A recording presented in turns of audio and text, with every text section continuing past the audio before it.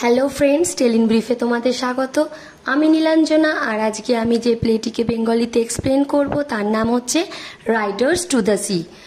রাইটারের নাম হচ্ছে জন মিলিংটন সিঞ্জ। ইনি একজন আইরিশ প্লে রাইট। এটি একটি ওয়ান অ্যাক্ট প্লে, জনরে হচ্ছে ট্র্যাজেডি। এটিকে লেখা হয় 1904-এ এবং পারফর্ম করা হয় 1948 ডাবলিনে। এর সেটিং রয়েছে আয়ারল্যান্ডের অ্যারান আইল্যান্ডে। রাইটারের ক্লোজ ফ্রেন্ড ডব্লিউ.বি. ইয়েটস সাজেস্ট করেছিলেন রাইটারকে অ্যারান আইল্যান্ডে ঘুরে আসার জন্য। জন মিলিংটন তখন 5 বছরের জন্য আয়ারল্যান্ডের অ্যারান আইল্যান্ডে যান, সেখানকার রুরাল লাইফ দেখেন এবং সেই এক্সপিরিয়েন্স থেকেই তিনি এই প্লেটিকে লেখেন। অ্যারান আইল্যান্ডের যে রুরাল লাইফ ছিল, ডেইলি লাইফ ছিল, তাদের লাইফে যে স্ট্রাগল ছিল, সেইটাকে নিয়েই লেখা রয়েছে এই প্লেতে। এই প্লেটিকে লেখা হয় নেটিভ আইরিশ ল্যাঙ্গুয়েজে। এবার আমরা ক্যারেক্টার লিস্টটা দেখে নেব। ফার্স্ট ক্যারেক্টার হচ্ছে মরিয়া, এই প্লের সেন্ট্রাল ক্যারেক্টার, একজন ওল্ড ওম্যান, 8টি সন্তানের মা। নাম্বার 2 ক্যাথলিন, বড় মেয়ে যার বয়স 20 বছর। নাম্বার 3 নোরা, ছোট মেয়ে। নাম্বার 4 বার্টলে, লাস্ট জীবিত ছেলে। বার্টলে হচ্ছে 6 নম্বর ছেলে, পরিবারের সব থেকে কম বয়সী পুরুষ। নাম্বার 5 মাইকেল, মরিয়ার ছেলেদের মধ্যে একটি ছেলে যে এখন সমুদ্রে missing. Next character young priest, একজন কম বয়সী প্রিস্ট। নাম্বার 7 মরিয়ার মৃত হাজবেন্ড, মৃত ফাদার ইন ল এবং তার বাকি মৃত ছেলেরা। নামগুলি হচ্ছে প্যাচ, স্টিফেন, সন, সিমাস। এরা সবাই সমুদ্রে একে একে মারা গেছে।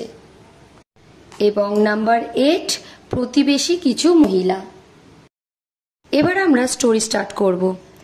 ক্যাথলিন ঘরে কাজ করছিল, তখনই নোরা একটি কাপড়ের বান্ডল নিয়ে আসে এবং জিজ্ঞেস করে মা কোথায়, মানে মরিয়া। ক্যাথলিন জানায় মা ঘরে শুয়ে আছে। নোরা বলে সমুদ্র সৈকতে ইয়াং প্রিস্ট আমায় এই কাপড়ের বান্ডলটা দিল, হয়তো এতে আমাদের দাদা মাইকেলের জামা কাপড় আছে যদি সে মারা গিয়ে থাকে। কারণ ডোনেগল শহরে একজনের ডেড বডি পাওয়া গেছে এবং মাইকেল 7 দিন ধরে নিখোঁজ। তারপর মরিয়াকে রুম থেকে বেরিয়ে আসতে দেখে মেয়েরা কাপড়ের বান্ডলটা লুকিয়ে দেয়, কারণ মরিয়া একেই তার হাজবেন্ড, শ্বশুর, 4টি ছেলেকে সমুদ্রে হারিয়েছে। এবার মাইকেলের মৃত্যুর খবরটা আর সহ্য করতে পারবে না সে।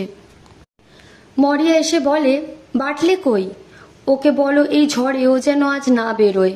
তখনই বাটলে এসে পড়ে ঘোড়ার লাগামের দড়ি খুঁজতে খুঁজতে। বাটলে তো বেরোনোর জন্য একদম রেডি হয়ে এসেছে। মায়ের বারণ করার সত্ত্বেও বাটলে চলে যায় ঘোড়া বিক্রি করতে গ্যালভে সিটির উদ্দেশ্যে। সাথে নেয় তামাক ও পার্স। তারপর মরিয়া বাটলের মৃত্যু হবে ভেবে কাঁদতে বসে। ক্যাথলিন মরিয়াকে বকে এত নেগেটিভ হওয়ার জন্য। ক্যাথলিন তারপর তার বানানো কেক দিয়ে মরিয়াকে বাটলের কাছে পাঠায় তার বেরোনোর আগে আশীর্বাদ দেওয়ার জন্য।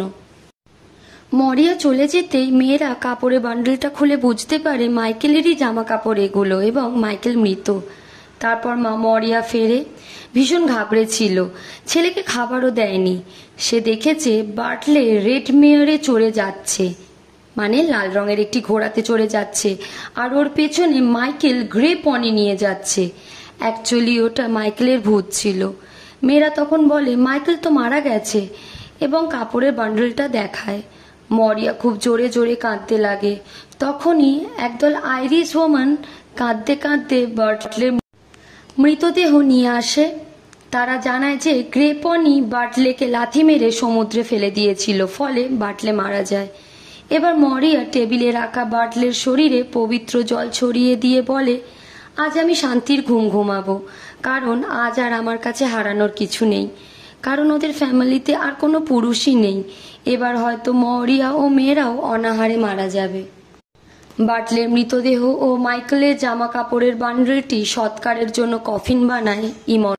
এই প্লেতে অ্যারান আইল্যান্ডের মানুষদের যে সার্ভাইভাল স্ট্রাগল রয়েছে সেটা ফুটে উঠেছে।